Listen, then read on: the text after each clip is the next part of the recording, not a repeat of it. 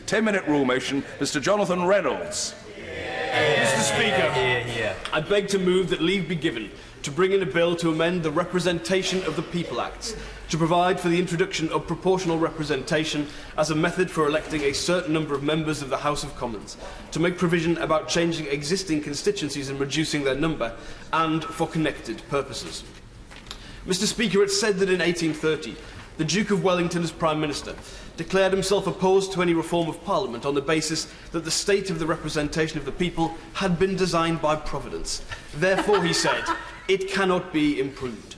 And he was, of course, deeply wrong, as just 2 years later, the Great Reform Act of 1832 was passed. But that attitude, that the means of representing the people here at Westminster is unimprovable, is one that has lived on and remains strong to this day. Indeed, many members of this House can find no reason to question a system that has seen the infinite wisdom of electing each and every one of us who sits here today. But, Madam Deputy Speaker, I put it before the House that the means of electing the House of Commons, namely the first-past-the-post electoral system, is no longer fit for purpose. I put to it that it has led to a narrow and unrepresentative politics, that it has led to increasingly poor decision-making, poorly conducted elections, and at times to poor government.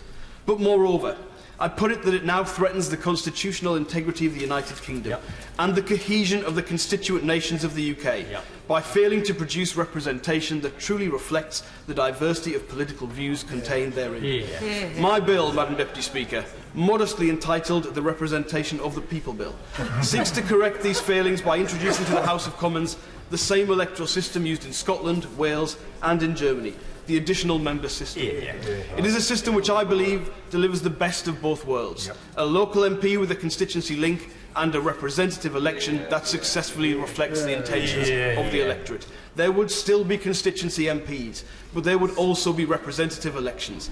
And there would still be strong one-party governments if the public wanted them, but not if they didn't. And I wish to set out why I believe this change to be so desirable. Madam Deputy Speaker, I do believe that our current voting system is bad for politics in the UK.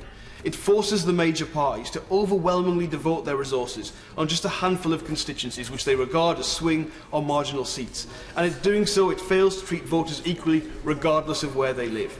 This creates a two-tier system of political engagement. We all know in some parts of the country, opposition parties put up nothing more than a token effort at election time. But most worryingly, it creates false electoral deserts, where whole regions of the country are dominated by one party despite their opponents recording substantial numbers of votes. First past the post has therefore been a huge contributing factor in how remote people feel from politics. As vote share between the major two parties has declined, it is a fact that our general elections have become less and less representative. If winning an argument with the British public becomes a different task to winning the votes required to form a government, then something has gone terribly wrong. And it should be a source of national concern that there have been 3 general elections in history where the party with the most votes has actually lost the general election.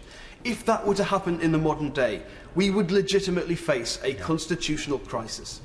Now, I wish to stress that none of this, Madam Deputy Speaker, is a means to dispute the formation of the new Conservative government. No electoral system would have produced a Labour government in 2015 because people simply did not trust Labour sufficiently to do that. But the result of the last election should concern anyone with an interest in democracy or simply a desire for national unity. In the South East, the Tories got 51% of the vote but took 93% of the seats. In the South West, they got 47% of the vote but took 94% of the seats. In the North East, the situation is reversed. Labour took 47% of the vote but won 90% of the MPs. And in Scotland, the SNP won an impressive 50% of the vote, but a thoroughly disproportionate 95% of the seats. The Lib Dems actually got 1 million more votes than the SNP, and yet they are treated as if they got less. And 4 million people voted for UKIP to get just 1 MP. This is simply not conducive to a representative parliament. Now, Madam Deputy Speaker, as much as I wish the whole country would simply elect Labour MPs like myself, if they do not, then they should get, as best as we can deliver, the MPs that they did vote for. But more than that, the electoral system should not write off large parts of the country to one party or another, because that then forces those parties to behave rationally and devote their scarce resources to areas where they are competitive. This then creates a perpetual cycle of disengagement, rather than the challenging and robust competition of views upon which democracy thrives. And Madam Deputy Speaker, because of the unrepresentative nature of modern elections, the governments that are then formed out of them are prone to make poor decisions or to govern inequitably. There are times when the British people give a clear, decisive mandate for change. 1905, 1945, 1979 or 1997. But there are other times when that is not their verdict, when they are unwilling or reluctant to hand one party exclusive access to Downing Street. If that is the British people's verdict, then there should be coalition or minority governments. Using the electoral system to create an artificial mandate for one-party rule is not conducive to good government. The argument that proportional voting unfairly empowers smaller parties does not stand up when one considers the exact same charge could be levelled at the recent functioning of first past the post, be it the coalition government in the last Parliament, the Lib Lab Pact of the 1970s, Sir John Major's deal with the DUP, or the historical example of the Irish nationalists. And there are, of course, absurdities with the status quo. The last Parliament saw a coalition government in Westminster elected under first past the post, and one-party majority government elected in Holyrood under the proportional system I am proposing we introduce via this bill. I also know, Madam Deputy Speaker, that some people will say to me they do not wish to change the voting system for fear of seeing more UKIP or other minority parties elected. I share their disdain for some of those parties. But I say to those people, if people vote for them, that is surely what they should get.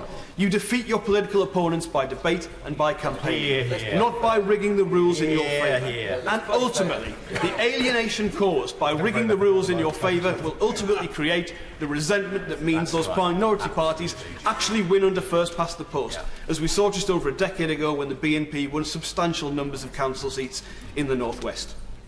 Now, Madam Deputy Speaker, I may be this Parliament's preeminent Johnny, but I am no Johnny-come-lately to this cause. In fact, I am prepared to admit to the House that as a young man I did travel the long journey from Sunderland all the long way to Newcastle to hear the late Roy Jenkins address a public meeting as part of his Jenkins Commission. However, I do now believe that this issue has assumed a much greater urgency. It is not just the declining vote share of the two major parties that has produced this. It is the consequences of further constitutional change in Scotland, be it in the form of independence as the SNP would like, or the much greater devolution as the Unionist parties favour. Such developments have profound implications for the rest of the Union, and I do not believe the cohesion of England can be maintained by retaining the first-past-the-post electoral system. In all honesty, we on this side of the House ignored the consequences of devolution on England for far too long, simply because we didn't want to admit that under first-past-the-post, Labour has historically rarely won a majority in England alone. A fairer and more competitive system would be better for everyone, because it would render such narrow calculations redundant. It would create a one-nation political system for a country that sorely needs it. In conclusion, Madam Deputy Speaker, I am extremely grateful for the cross-party support I have achieved for this bill, which includes support from honourable members from some political parties, such as the Greens and Lib Dems, who have party positions in favour of a different type of electoral reform, such as the single transferable vote. However, we are as one on the issue of the need to change. If there is one thing my time as a member of this House has genuinely taught me, it is that the stereotypes of different political parties and the people who represent them in this place are both unhelpful and unfair. That the basis does exist for us all to work together in the national interest, and that it would be better if we were part of a political system that placed upon us an obligation to do so.